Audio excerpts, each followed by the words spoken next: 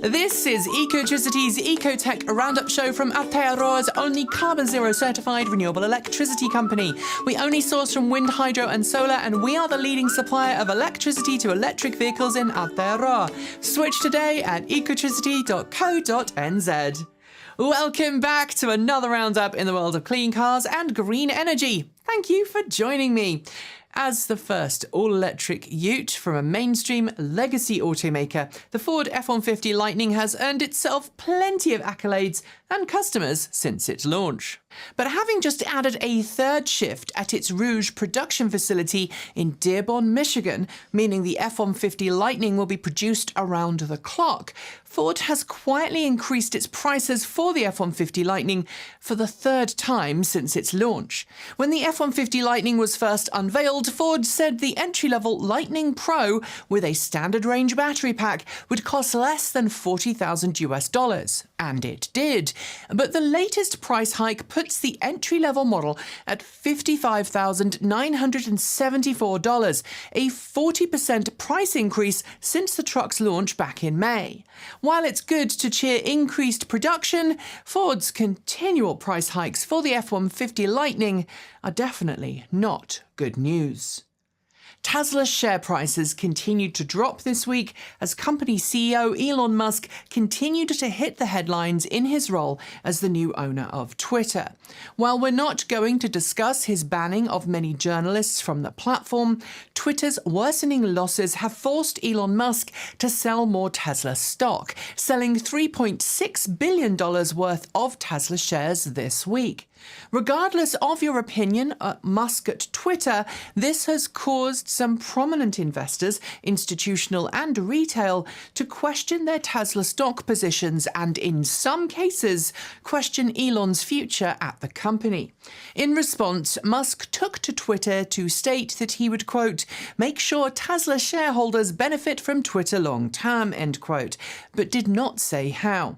Tesla stock is now trading at levels not seen since November 2020, so expect shareholder action in the near future. Earlier this year, US President Joe Biden signed the Inflation Reduction Act of 2022 into law, dramatically changing EV purchase incentives for taxpayers. We've covered the majority of this act before on the channel, including the new stipulations regarding tax credit validity pertaining to where a vehicle was made and what its total domestic content is. And this week we got a glimpse into just what the IRS is asking in terms of paperwork to ensure that every new electric vehicle can be properly accounted for. As reported by Green Car Reports, the IRS is putting the onus on automakers to document exactly where major parts for each electric vehicle comes from, as well as the specifications of each vehicle made. Dealerships will also be expected to submit paperwork for every new EV they sell, including customer details, VIN, and sticker price. When Tesla launched its Model 3 electric car in 2016, it confidently stated that every Model 3 would have, quote, all the needed hardware, end quote, to enable self-driving. Since then, Tesla has iterated through several versions of in-car computers, stating customers who didn't have hardware 3.0 or higher in their cars would need a computer upgrade to enable FSD. Customers who paid at the point of purchase for FSD years ahead of deployment got the upgrade for free, but those who did not were told they'd have to pay $1,500, later $1,000, to upgrade their car's hardware. But a small claims court in Washington state has just ruled in favor of one Model 3 owner who took Tesla to court over the upgrade. The court ruled Tesla was in breach of warranty and ordered it to pay the plaintiff the cost of upgrading his in-car computer, effectively making his upgrade free. The US National Highway Traffic Safety Administration has filed a report this week stating that it has decided to open another investigation into Cruise's robotaxi service. Cruise, which was acquired by General Motors in 2016, currently operates a fleet of self-driving Chevrolet Bolt EVs in the San Francisco Bay Area. But earlier this year, the company recalled all 80 of its autonomous taxis after 2 accidents occurred involving Cruise vehicles and intersection turns. But those accidents aren't the cause for the investigation. Instances of Cruise's vehicles hard braking or becoming immobilized are, as per NHTSA, quote, "The vehicle may stand vehicle passengers in unsafe locations, such as lanes or travel or intersections, and become an unexpected obstacle to other road users," end quote.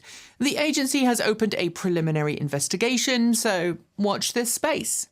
It has been a good year for Kia's EV6, the eGMP platform sibling to the equally excellent Hyundai IONIQ 5 and Genesis GV60. Not only has the EV6 become a firm favourite with new car buyers, bringing new Kia customers to the brand, but it's earned itself several awards throughout the year, not to mention glowing crash test ratings from Euro NCAP. Now the car has been awarded the coveted Top Safety Pick Plus award from the Insurance Institute for Highway Safety after acing the organisation's stringent crash tests, earning good ratings for driver-side small overlap front, passenger-side small overlap front, moderate overlap front, roof strength and head restraint tests. The EV6 also picked up a superior rating for front crash prevention in both vehicle-to-vehicle and daytime vehicle-to-pedestrian evaluations. The US Department of Energy has announced this week that it's awarded a $2.5 billion low-interest loan to Ultium Cells for 3 new battery cell production facilities in the United States. Funded through the well-established Advanced Technology Vehicle Manufacturing Loan Program, that's the same program that helped Tesla bring the Model S to production, Ultium Cells, jointly owned between General Motors and LG Energy Solutions, will use the $2.5 billion funding pot to help it build lithium-ion cell production facilities in Ohio, Tennessee, and Michigan. According to the official press release announcing the loan, a total of 11,000 jobs will be created as a consequence of this investment, split between construction jobs and operational jobs at the facilities in question. Like past recipients, Ultium will need to meet various goals in order to release all of the funds awarded it. As we come to the end of 2022, we're starting to see various industry reports making their way out of the door, and this week, the EPA released its yearly Automotive Trends Report.